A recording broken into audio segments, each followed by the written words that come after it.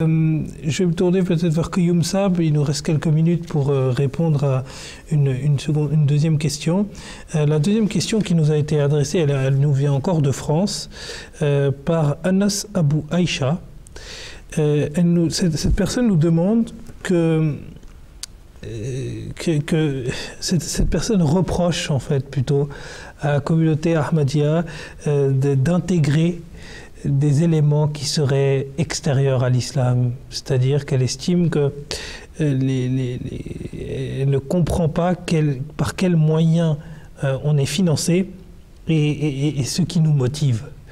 Donc sa question, à mon avis, porte plutôt sur est-ce que le fait de se faire financer n'est pas quelque chose qui se surajoute un peu à l'islam.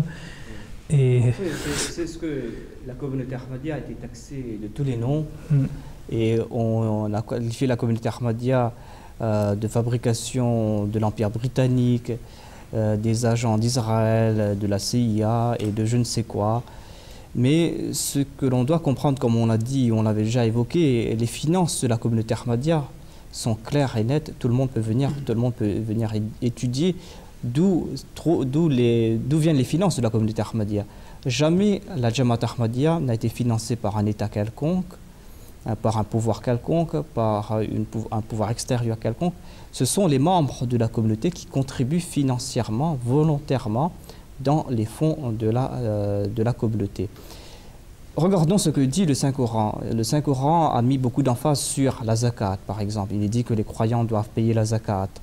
Et au sein de la communauté Ahmadiyya, il y a des membres qui contribuent à la zakat. Mais la zakat est limitée à certaines personnes qui possèdent certains moyens, qui ont un capital, qui ne l'ont pas utilisé et ils doivent contribuer 2,5% de ce capital par an. Ça, c'est la zakat. Et il y a des membres de la communauté Ahmadiyya qui payent la zakat, comme tous les autres musulmans. Au contraire, c'est mieux géré au sein de la communauté. Mais en plus de ce que préconise le Saint-Coran à plusieurs reprises, vous allez voir, parce que, par exemple, le Saint-Coran nous dit « Infaq fi sabilillah », il faut dépenser pour la cause d'Allah. Et c'est une invitation par Dieu qui a déclaré que vous devez venir et dépenser pour ma cause. Et ailleurs, par exemple, le Saint-Coran a déclaré que vous devez donner ce que vous aimez le plus. Toutes les contributions de la communauté Ahmadiyya viennent de la part de ses membres. Les membres, il y a plusieurs fonds au sein de la Jamaat Ahmadiyya. Il y a les contributions volontaires, des membres qui contribuent 6,5% de leur... je pense que un 16e de leur bien mensuel, de leur revenu mensuel, ils contribuent comme contribution volontaire. Il y a d'autres fonds, par exemple la Chanda Jalsa Salana, c'est une autre contribution. C'est grâce à ce fonds que l'on arrive à organiser la Jalsa Salana. Il y a aussi la Chanda Wasiyat, qui est 1/10 de ces biens. Ce sont des membres qui font le testament, qu'ils vont léguer leurs biens à la communauté et qui contribuent 1/10 de leur revenu jusqu'à un tiers de leur revenu annuel ou mensuel. Donc tous ces fonds, ce sont les membres de la communauté qui contribuent financièrement, et tout cela est en accord à ce que dit le Saint-Coran. Et comme je l'ai dit, les finances de la communauté sont auditées, sont ouvertes, il n'y a rien de caché, tout le monde peut voir d'où vient l'argent et d'où part l'argent.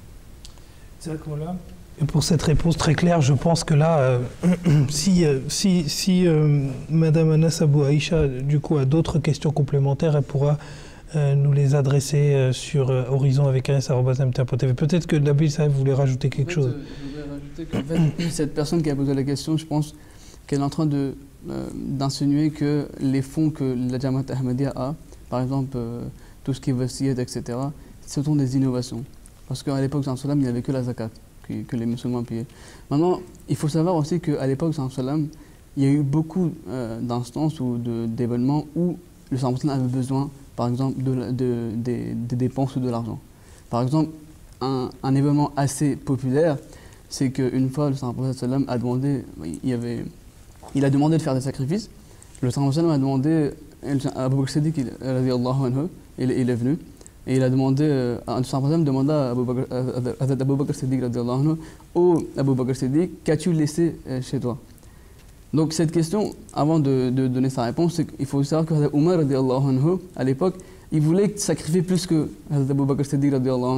Donc il a dit que je vais faire de mon mieux et essayer de battre Abu Bakr Siddiq. quand il est venu, Sayyidina Usman donc demanda à Hazrat Abu Bakr Siddiq radiyallahu anhu, oh Abu Bakr, qu'est-ce que tu as laissé? Il a dit, je vais laisser le prophète, Dieu et son prophète. Ça veut dire qu'il avait tout amené.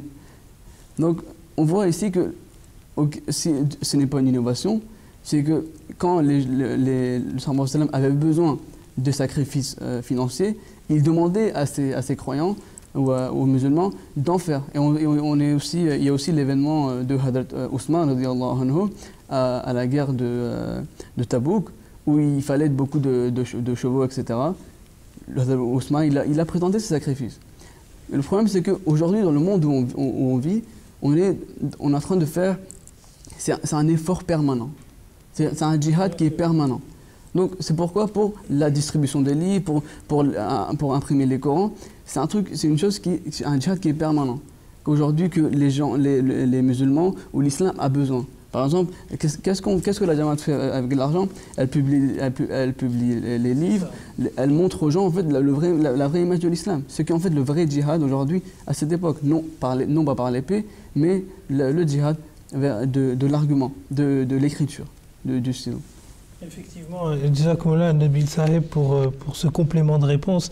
C'est vrai que il faudrait plus garder à l'esprit ce pourquoi ces fonds, ce pourquoi les fonds sont réutilisés. On a vu par exemple l'ensemble des fonds qui ont été réutilisés pour l'Afrique, l'ensemble des fonds qui ont été réutilisés pour créer des écoles. Je veux dire, il n'y a pas d'intérêt personnel dans cette communauté. S'il y en avait, Dieu aurait fait en sorte de totalement l'anéantir. Mais on voit très bien que plutôt que de l'anéantir, au contraire, plus on crée de fonds, plus il y a des personnes qui donnent et plus ça entraîne la floraison de l'islam.